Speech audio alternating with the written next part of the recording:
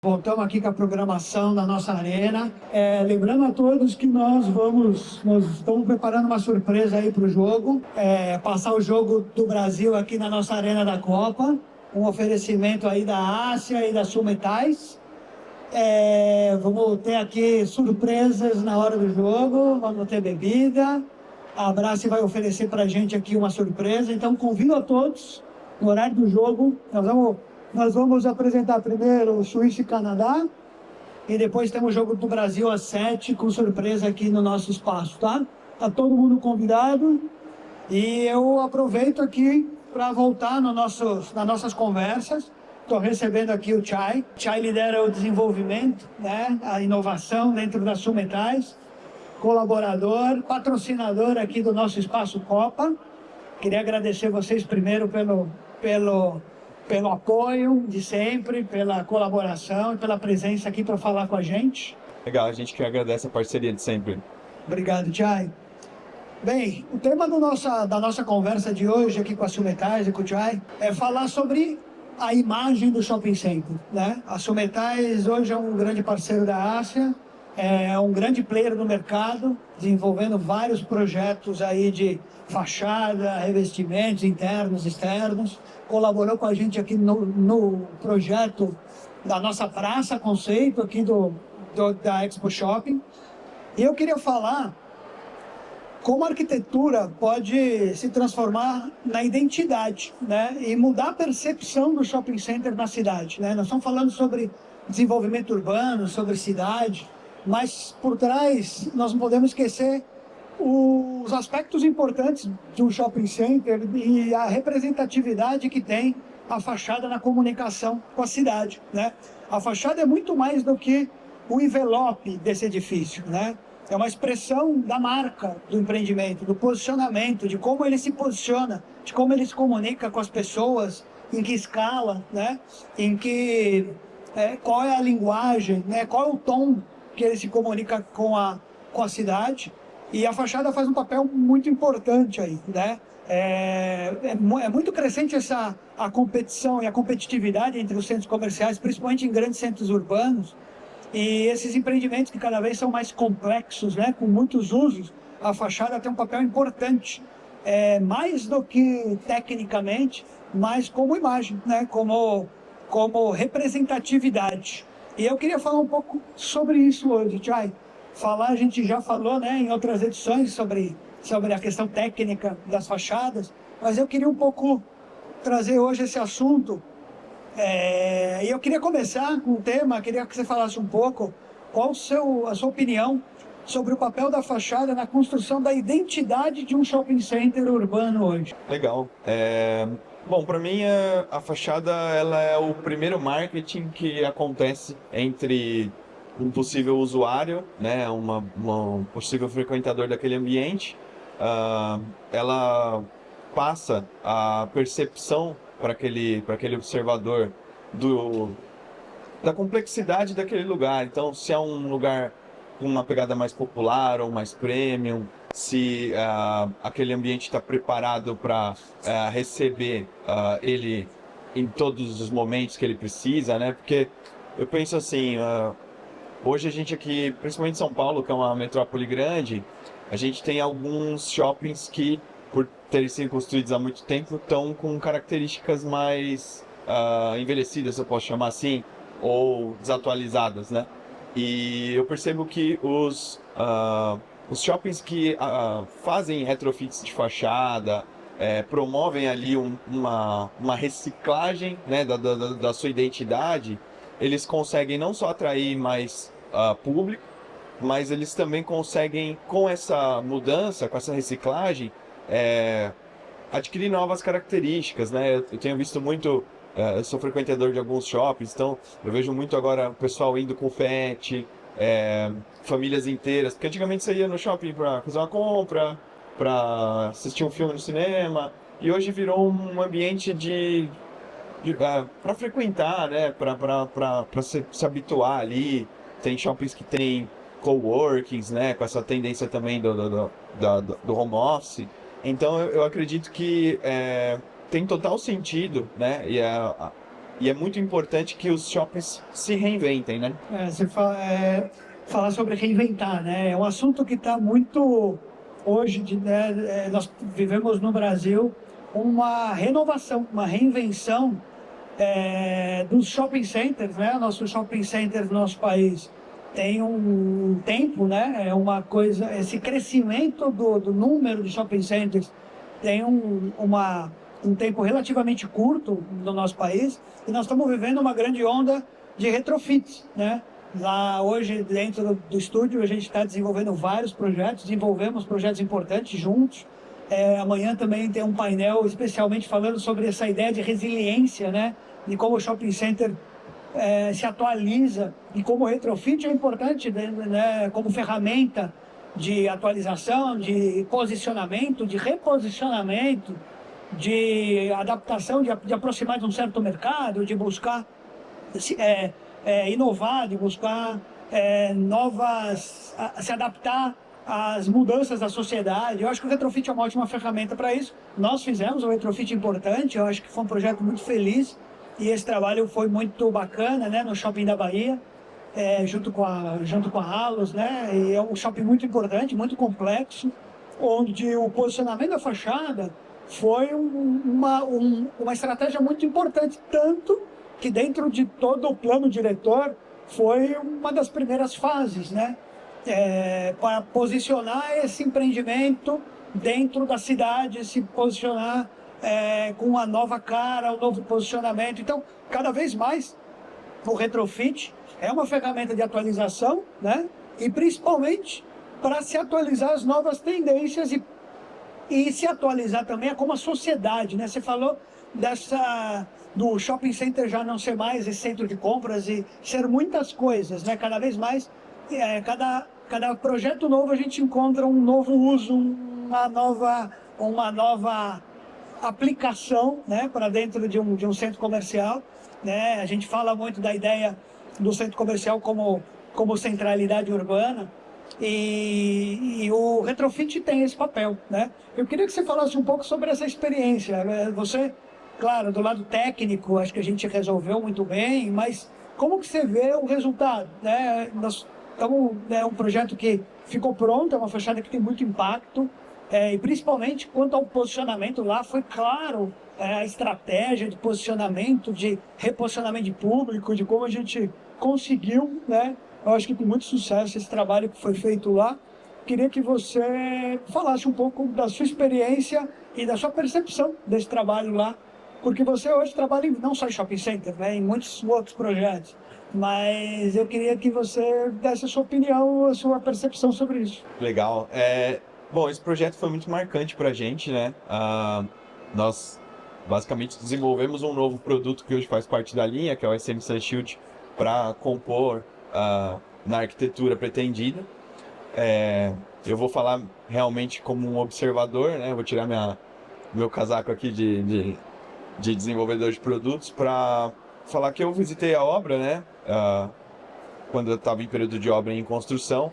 E então, como eu peguei ela no começo da reforma, eu tive a percepção, o vislumbre do que era o prédio e do que ele se tornou. E como observador, eu achei que a sintonia que foi dada entre as fachadas, toda a área de circulação externa, ficaram muito harmônicas, né? Tem uma passarela metálica que a gente fez também, um forro que faz um link ali com o acesso de metrô. Então eu achei que aquilo ficou mais harmonioso. Eu sou um admirador da arquitetura, né, por não ser arquiteto, mas é notório quando você chega num lugar que foi planejado, com materiais planejados, cores planejadas, como aquela zona que antes era uma locação meio cinza, ela tomou vida, né? Ela harmonizou com o ambiente, ela passa o requinte que foi dado ali. E eu achei isso, assim, foi um destaque muito grande, né? Pra gente que contempla a arquitetura ou observa as mudanças do urbanismo, das fachadas, foi muito marcante.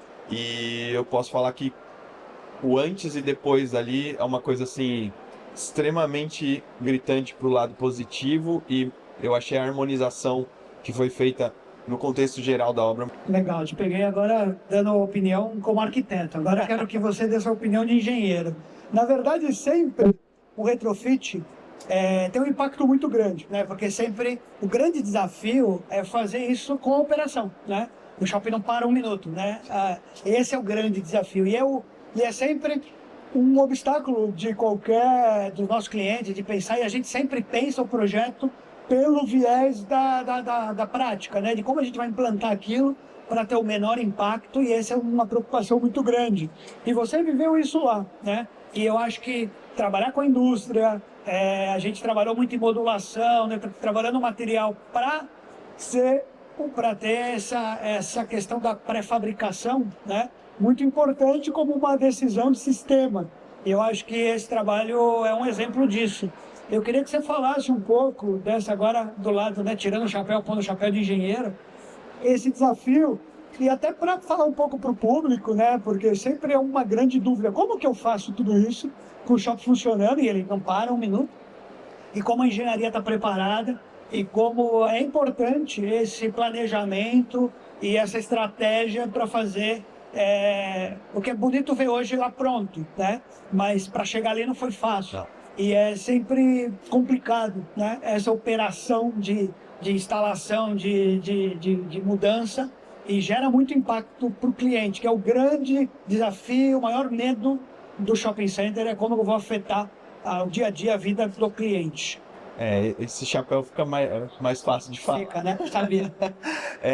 Bom, a construção civil ela tem evoluído muito para uma ideia de projeto planejado. Então, desde a concepção de trabalho com BIM, que é uma coisa muito importante, e por parte da indústria, eu acho que trabalhar com produtos modulares, com sistemas construtivos mais acertados, que não necessitam de tanta adaptação ou que compreendem certas irregularidades que podem acontecer, facilita muito o caminho, né?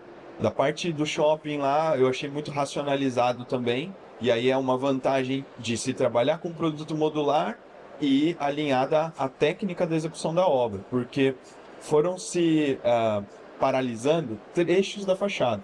Então você nunca teve uma paralisação total de acesso, o que eu acho que é muito interessante.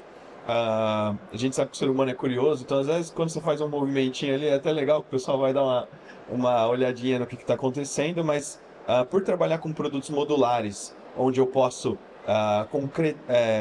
concluir a instalação, por exemplo, em uma lateral do prédio, depois passar para outra e saber que essas duas coisas vão se encontrar em sua totalidade, ou que eu posso trabalhar em pavimentações, eu acho que é uma lógica muito acertada.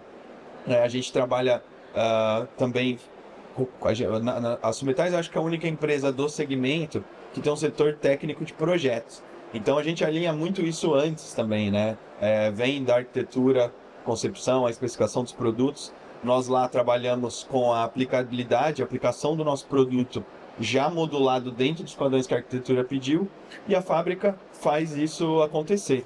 Então, quando o material chega na obra, ele não precisa de ajuste, você não tem recorte, é basicamente a instalação em si. E eu acho que isso é um ponto de muita vantagem, principalmente para disciplinas da construção civil como varejo, shopping center, que ali não pode parar, né? Você entra em outro ponto importante, que é a sustentabilidade, né? Os sistemas industrializados, né? Pensar em o que vai ser isso no futuro, porque nós vivemos uma onda de retrofit que logo, e talvez em menos tempo do que foi os primeiros, eles vão acontecer de novo, né?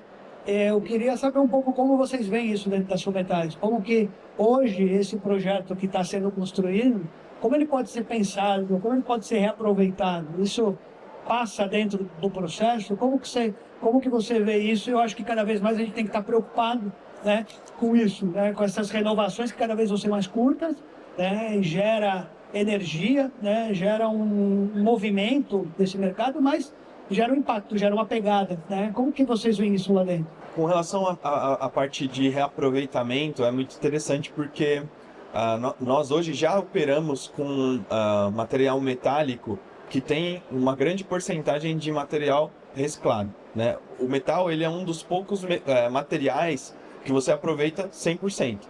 Então, um retrofit de fachada metálica faz muito sentido porque o dono daquela fachada ele pode se desprender daquele material ainda recebendo por isso.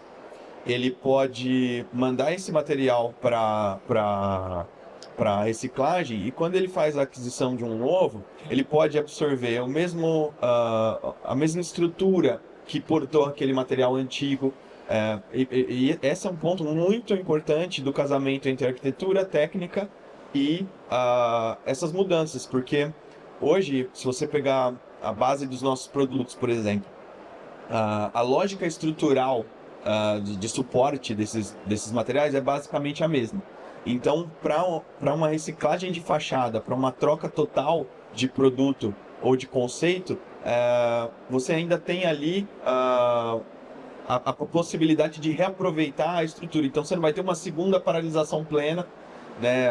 Os sistemas que a gente trabalha e que eu acho que não só nos metais, mas qualquer tipo de material é muito interessante. São esses materiais mais plug and play, né? Com facilidade de instalação. Hoje a gente sabe que a gente tem uma escassez muito grande, muito forte de mão de obra especializada. Isso tá para todos os segmentos da construção, independente se é metálico ou não. Então, a racionalidade do sistema construtivo do produto também facilita muito essa renovação da fachada. Eu gosto muito dessa ideia de poder no futuro reaproveitar, ressignificar esse material que hoje está sendo utilizado. Eu acho que é um mindset interessante, né, da gente pensar o que a gente está construindo hoje e o que isso vira no futuro, né?